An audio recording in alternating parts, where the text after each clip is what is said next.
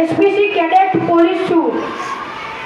સૌ પ્રથમ દિવસે અમે પ્રાર્થના કરી હતી. તેમાં કુલદીપભાઈએ તબલા વગાડ્યા હતા. એમાં તેજસી, માહિરભાઈ બધા હતા અને